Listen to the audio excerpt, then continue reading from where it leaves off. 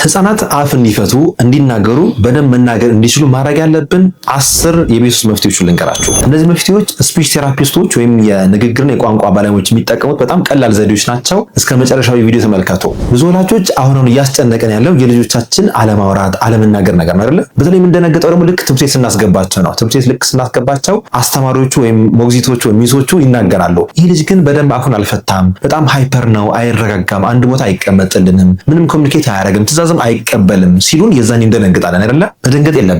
ማወቅ ያለብን መጀመሪያ ፕሪ ላንጉዌጅ ስኪሎች አሉ። ያ ማለት አንድ ህፃን ወይም አንድ ልጅ ቋንቋ ንግግር ክህሎት ከማዳበሩ በፊት ዋና ዋና የፕሪ ላንጉዌጅ ስኪሎችን ማለፍ አለበት። እነዚህ ክህሎቶች የትኞቹ ናቸው? በዛሬ ቪዲዮ ነግራችኋለሁ። ቀጣይ ደግሞ 10 ቤት ውስጥ ማድረግ ያለባችሁ በጣም ቀላል የሚባሉ ልጆችን እንዲያወሩ እንዲናገሩ አፍ እንዲፈቱ ማድረግ የሚችሉ 10 ዘዴዎች አሉ። እስከ መጨረሻው ቪዲዮ ተመልከቱ። ይህ ቪዲዮ በጣም ለብዙ ወላጆች ያስፈልጋልና ላይክ፣ ሼር፣ ኮፒ ሊንክ አድርጉ። እንዲሁም ኮፒ ያደረጋችሁ ምናልባት ልጆቻቸው አፍ መፍታት ችግር አለባቸው ብላችሁ ለምታስቡ ሰዎች ሼር አድርጉላቸው። ምናልባት ለዚህ ዩቲዩብ ቻናል አዲስ የሆናችሁ ሰዎች ይህ ዩቲዩባችን ብሩክ ኪድስ ይባላል። እንደዚህ አይነት ወሳኝ የሚባሉ የልጆች አስተዳደግ፣ ጤንነት የመሳሰሉትን መረጃ የምንለቅበት ነው። ዘውትር ሰኞ፣ ሮብና አርብ አዳዲስ መረጃዎችን መሳሳት እንለቃለን። ይህ ቪዲዮ ወይም እንደዚህ ቪዲዮዎች እንዲደርሳችሁ ከፈለጋችሁ ሰብስክራይብ አድርጋችሁ የደወል ምልክት መጫን አትርሱ። የህፃናት አፍ መፍታት ፕሮሰስ ነው። ያ ማለት ራሱን የቻለ ልምምድ ይፈልጋል። ራሱን የቻለ ስቴፖች አሉት እንጂ አንድ ህፃን ዝም ብሎ ተነስቶ 3 ዓመት ላይ 4 ዓመት ላይ አፍ ሊፈታ አይችልም። አፍ መፍታት ከዘገየ ምናልባት ፕሪ ላንጉዌጅ ስኪሎቹ ያ ማለት ቅድመ ንግግር ክህሎቶች የሚባሉ እነሱ ምናልባት ዘግይተው ወይም እኛ ወላጆች በደንብ አልሰራንባቸው ማለት ነው። ታዲያ እነዚህ ከቋንቋ በፊት ማድረግ ያለብን ወይም ከማናገራት በፊት ማድረግ ያለብን ነገሮች የትኞቹ ናቸው? አንደኛ ፎከስና አቴንሽን እንዲሰጥ በአንድ ነገር ላይ ተረጋግቶ እንዲቀመጥ ማድረግ። ለምሳሌ ይህ ቢልዲንግ ብሎኮችን መገጣጠም ሊሆን ይችላል፣ ወይም ደግሞ ረዘም ያለ ገመድ ተሰጡና እዛ ገመድ ውስጥ ጨሌ ማስገባት ሊሆን ይችላል፣ ወይም ሃይላንድ ውስጥ ባቄላ ማስገባት ሊሆን ይችላል፣ ወይም ረዘም ያለ አቴንሽን የሚሰጥ ጨዋታ ማጫወት። በነገራችን ላይ ህፃናት አቴንሽን ስፓናቸው በጣም አጭር ነው። እንደውም ካልኩሌሽኑ የሚለው 2 ሲባዛ በእድሜያቸው ነው። ያ ማለት የ3 ዓመት ልጅ ከሆነ 2 ሲባዛ በ3 6 ደቂቃ አቴንሽን ስፓኑ 6 ደቂቃ ነው። በዚህ በ6 ደቂቃ በአንድ ጨዋታ ላይ እንዲቆይ ስቴብል እንዲሆን ማድረግ አለብን። ከቻለን ደግሞ እስከ 10 እስከ 8 ደቂቃ ረዘም እያደረግን በአንድ ጨዋታ ላይ ማረጋጋት አለብን። ይህ ትዕዛዝ እንዲያከብሩ ከዛ ደግሞ ቃላት እንዲሉ ያስችላቸዋል ማለት ነው። ሁለተኛው ፕሪ ላንጉዌጅ ስኪል ወይም ቅድመ ንግግር ክህሎት ደግሞ ጆይንት አቴንሽን ይባላል። ጆይንት አቴንሽን ማለት በአንድ መሳሪያ ወይም በአንድ መጫወቻ ላይ የእናንተንና የነሱን ጆይንት የሆነ አቴንሽን ወይም አንድ ላይ የተጣመረ ውህድ የሆነ አቴንሽን መፍጠር ማለት ነው። ለምሳሌ ውሻ ሲያይ ውሻው እንድታዩለት የሚጠቁማችሁ ከሆነ ወይም ኳስ ስትሰጡት በአንድ ኳስ ጆይንትሊ ወይም ሁለታችሁም የምትጫወቱ ከሆነ ይህ ጆይንት አቴንሽን ፈጠረ እንለዋለን። ይህንን ጠብቀው በአማካኝ 9 ወር እስከ 1 ዓመት ባለው ጊዜ ነው። በዚህ ጊዜ ጆይንት አቴንሽን ፈጥሮ አብሮ መጫወት፣ በአንድ መሳሪያ ላይ አብሮ መጫወት ለልጁ አእምሮ በጣም ጥቅም አለው። ከዛ በመቀጠል ወደ ቋንቋ ወደ ንግግር መሄድ እንችላል። ሶስተኛ ፕሪ ላንጉዌጅ ስኪል ደግሞ ኢሚቴሽን ወይም ኮፒ ማድረግ። ነገሮችን ልክ እናንተ ድምጽ ስታወጡ ድምጽ ማውጣት ሊሆን ይችላል፣ ወይም ምላስ ስታወጡ ምላስ ማውጣት ሊሆን ይችላል። ለምሳሌ ይህ ልጅ ተመልከቱት። ልክ አባቱ የሚያደርገውን ደግሞ ያደርጋል።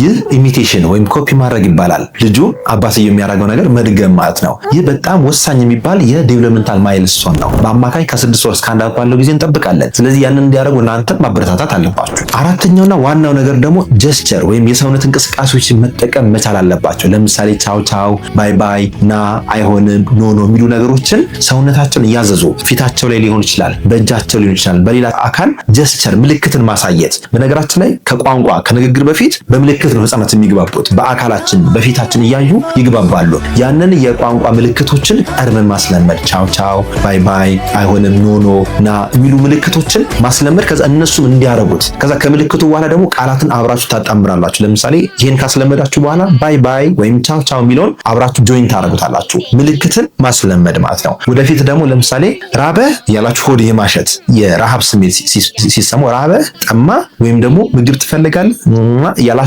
ማስለመድ የምትችሉበት ጀስቸር ነው።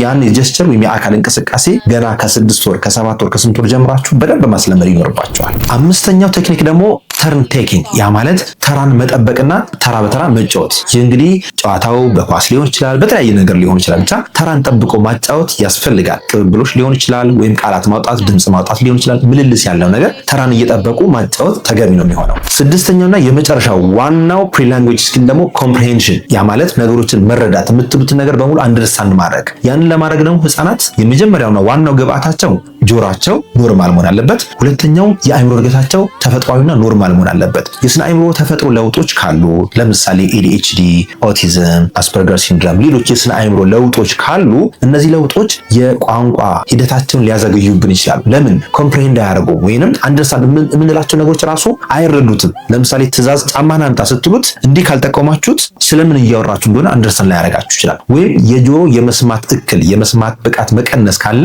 ይህም በራሱ ቋንቋቸውን ሊያዘገይ ይችላል። ለምን ካልሰሙት ካልተረዱት ቋንቋን ከየትም ሊያመጡት አይችሉም። ስለዚህ ህፃናት ምናልባት እንደዚህ ችግር ካለባቸው ሕክምና ምርመራ ያስፈልጋል ብላችሁ ካሰባችሁ ሳትዘገዩ ቢያንስ 2 ዓመት እስከ 3 ዓመት ባለው ጊዜ ይህ ኬዝ ከታወቀ ቶሎ ቴራፒ ሰርቶ ቶሎ መመለስ ይችላል። ለምሳሌ የጆሮም ችግር ካለ ቶሎ በእድሜያቸው መታወቅ ይችላልና ህፃናት በትክክል ቋንቋቸው ንግግራቸው እንዲያርግ እነዚህ 6ቱ ፕሪላንጉዌጅ ስኪሎች በደንብ ማስለመድ ይኖርባቸዋል። ምናልባት ቀላል የሚባሉ 10 ቴክኒኮች እነግራቸዋለሁ። እነዚህ ቴክኒኮች ለብዙ ወላጆች ይሰራሉ፣ ለብዙ ህፃናት ይሰራሉ። ምናልባት ግን እነዚህን ተጠቀማችሁ 1 ወር 2 ወር ተጠቀማችሁ ግን ለውጥ የማይኖር ከሆነ ግዴታ ህክምና ምርመራ ምናልባት ቴራፒም ሊያስፈልገው ይችላል። እነዚህን ቴክኒኮች ግን ከመጠቀማችሁ በፊት ከላይ ያሉትን መጀመሪያ የጠቀስኩላችሁን 6ቱ ዋና ዋና ፕሪላንጉዌጅ ስኪሎች በሙሉ መሟላታቸውን ቼክ ማድረግ አለባችሁ። እነዛ ካልተሟሉ ግዴታ ሐኪም ጋር ቀርባችሁ ማሳየት ይኖርባችኋል ማለት ነው። ስለዚህ ቀጣይ 10 ቴክኒኮች እነግራችኋለሁ። የመጀመሪያው ቀላሉ ቴክኒክ በመጀመሪያዎቹ 2 ዓመት ውስጥ ቀኑ ሙሉ አብሮ መዋልና አብሮ መጫወት።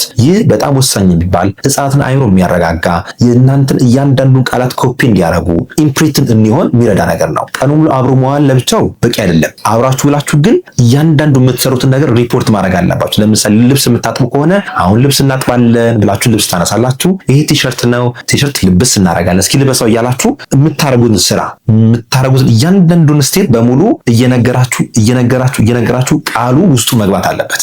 እያንዳንዱ ዴይሊ አክቲቪቲያቸው በላንጉዌጅ ወይም በቋንቋ የሞላ መሆን አለበት። የልምምድ ክፍለ ጊዜ ማዘጋጀት። የቋንቋ የልምምድ ክፍለ ጊዜ በመጽሐፍ ሊሆን ይችላል፣ በስዕሎች ሊሆን ይችላል፣ በጨዋታ ውስጥ ሊሆን ይችላል። ብቻ እናንተ ቢያንስ ከ30 ደቂቃ እስከ 1 ሰዓት በየቀኑ የቋንቋ ልምምድ ለልጄ ማድረግ አለብኝ ብላችሁ መመደብ ይኖርባችኋል። እነዛ ቋሚ የሆነ የስኬጁል ካላችሁ፣ ቋሚ የሆነ የልምምድ ጊዜ ካላችሁ ልጆችን በዛ መስመር ውስጥ ያልፋሉ። ህፃናት ሩቲን የሆነ ነገር ይወዳሉ። ለምሳሌ ከጠዋት ጀምሮ እስከ ማታ ስኬጁል አውጣችሁ ሁልጊዜ በዛ ሩቲን ውስጥ ካስኬዳችሁ የሆነ ሰዓት ላይ ያን ሩቲን ኢንተርናላይዝ ያደርጉና ሁሉ ነገር ከናንተ መውረስ ይጀምራሉ። ስለዚህ ቋሚ የሆነ የልምምድ ጊዜ ማዘጋጀት። ሶስተኛ ስትነግሯቸውና ስታለማምዷቸው ፖዚንግ ማስለመድ። ፖዝ እያደረጋችሁ እያቆማችሁ ጠይቋቸው። ለምሳሌ መኪና ይዛችሁ መኪናዋ ው አለች ብላችሁ 3 ትደግሙታላችሁ። መኪናዋ ው አለች መጠበቅ፣ እነሱ እንዲሉት ማለት ነው። ው የሚለው ነገር ለነሱ ይቀላቸዋል። መኪና ከማለት ይልቅ ው የሚለው ነገር ይቀላቸዋል፣ ወይም ዥ የሚለው ነገር ይቀላቸዋል። ስለዚህ ምን ታደርጋላችሁ? መኪናዋ ብላችሁ ቆም ታደርጉታላችሁ። ከ5 እስከ 10 ሰከንድ ትጠብቋላችሁ።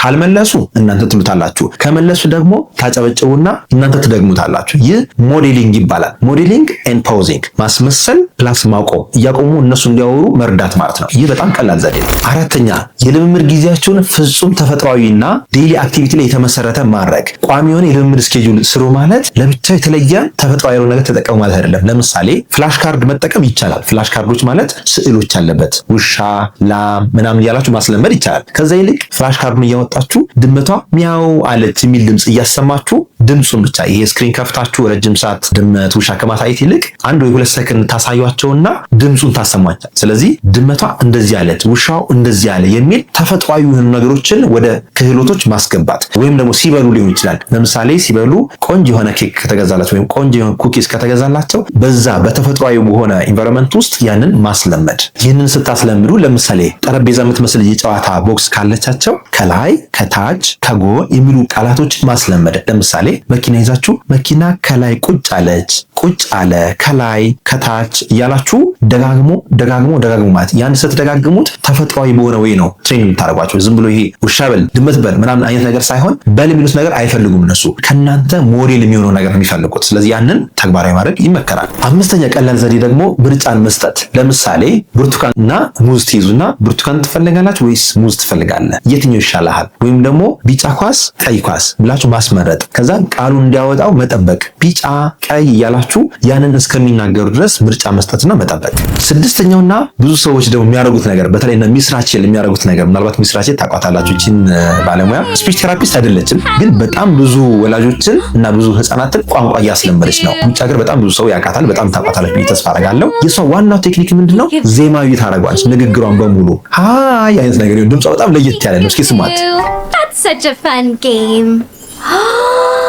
እነዚህ ቴክኒኮች በጣም መሰረታዊ ናቸው። ድምጾችን አኒሜት ማድረግ፣ ፊታችሁን አኒሜት ማድረግ፣ መቀየር ህፃናት አቴንሽን እንዲሆኑ በጣም ይረዷቸዋል። የሷን ድምጽ ሲሰሙ ብዙዎች በጣም እየሮጡ ነው የሚመጡት። የልጅ ተመልከቱት። ልክ የሷን ድምጽ ሲሰማ ቶሎ ዞር አለ፣ በጣም ደስ አለው። ይህ ምን እንደሚያመለክተን ልጁ ለሷ በጣም ሪስፖንሲቭ ነው። ያ ማለት ድምጿ፣ ቅላጼዋ፣ ዜማዋ በጣም ይመስጠዋል ማለት ነው። ስለዚህ እናንተም ይህን እንድታደርጉ ጋብዛችኋለሁ። ሰባተኛ የምትናገሩት ነገር አጭርና ግልጽ ማድረግ። ለምሳሌ ኳስ ከሆነ ኳስ አምጣ ወይም ቢጫ ኳስ፣ እንደዚህ ሁለት ወይ አንድ ቃል ያለው ነገር። ለምሳሌ ደረጃ ወጥተን ዛሬ ልብስ እናጥባለን ከምትሉት ልብስ እናጥባለን፣ ወይም ኳሱን ሂድና አምጣው ከምትሉት ኳስ አምጣ። በቃ ሾርት የሆኑ ሁለት ወይም አንድ ቃል ያለው ነገር መጠቀም በጣም መሰረታዊ ነው። ስምንተኛ የቤት ውስጥን ጨዋታዎችን እና የውጭ ጨዋታዎችን ማስለመድ። ውጪ በተለይ ደግሞ አውትዶር ጌም የምንላቸው ነገሮች ልጆቻችን አይምሯቸው በደንብ እንዲታደስና ፈታ ብለው እያንዳንዱ ነገር ማድረግ እንዲችሉ እንዲማሩ በጣም ይረዳቸዋል። ስለዚህ ከቤት እያስወጣችሁም አጫውቷቸው። አትክልቶቹን፣ ዛፎቹን እየነገራችሁ ስለ ዝናብ፣ ስለ ደመና፣ ስለ ፀሐይ፣ ስለ ብርሃን፣ ስለ ጨለማ እያስተማራችሁ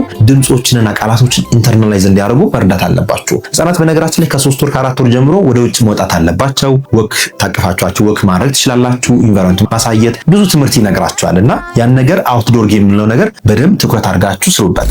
9ኛ የምታወራቸውን ማንኛውም ነገር አይ ኮንታክት ፈጥራችሁ መሆን አለበት። ለምሳሌ ስለ ኩኪ የምታስተምሩ ከሆነ ወይም ስለ ኳስ የምታስተምሩ ከሆነ በእነሱ አይ ኮንታክት ሌብል ቁጢጥ ብላችሁ ወይም ቁጭ ብላችሁ በአይናቸው ሌብል ኳሷን እያሳያችሁ ወይም ብስኩት ከሆነ ስለ ብስኩቱ እያወራችሁ ወይም ደግሞ መኪና ከሆነ ስለ መኪናዋ ከለር እያወራችሁ በእነሱ አይ ኮንታክት ሌብል ማምጣት አለባችሁ። የዛኔ አይናችሁን ያያሉ፣ አት ዘ ሴም ታይም ያን መሳሪያ ያያሉ። ያ መሳሪያ ለምሳሌ ኳስ ከሆነ ወይም ሌላ ብይ ከሆነ ወይም ማንኛውም ነገር ከሆነ ስለዛ ነገር ደጋግማችሁ መንገር፣ በዛ ነገር እንዴት እንደሚጫወቱ ማሳየት። ስለዚህ አይ ኮንታክት መፍጠርና በአይ ኮንታክት ሌብል ማውራት በጣም ይመከራል። 10ኛው የመጨረሻው ነገር ብዙ ሰዎች ሚስ የሚያደርጉት ደግሞ ህፃናት ሳይናገሩ ወይም ሳይጠይቁ ቶሎ አንደርስታንድ አድርጋችሁ አትስጧቸው። መጠየቅን ማስለመድ፣ እንዲጠቁሙ ማስለመድ። ፖይንቲንግ ማስለመድ በራሱ የቴራፒው አንዱ አካል ነው ወይም የልምምዱ አንዱ አካል ነውና እንዲጠቁሙ ጣታቸውን እንዲጠቁሙ ራሳችሁ እያሳያችሁ አስለምሯቸው። ከዛ በተጨማሪ ደግሞ ልክ ነገር ሲፈልጉ አንስታችሁ አትስጧቸው። ምን ፈለግ፣ ይህን ፈለግ፣ ኳስ ፈለግ፣ ዳቦ ፈለግ፣ ሙዝ ፈለግ እያላችሁ መጠየቅ አለባችሁ። እነዚህን ስትጠይቁ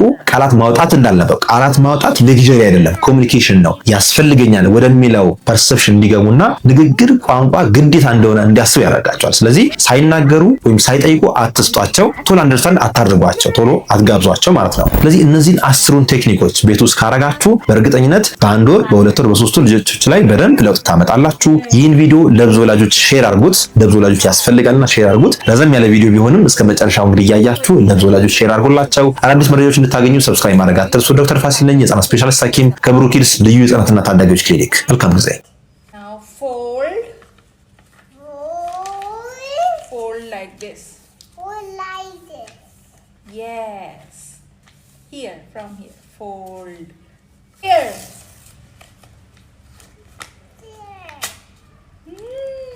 There. Very good. Crumple. Crumple. Crumple. Wrap.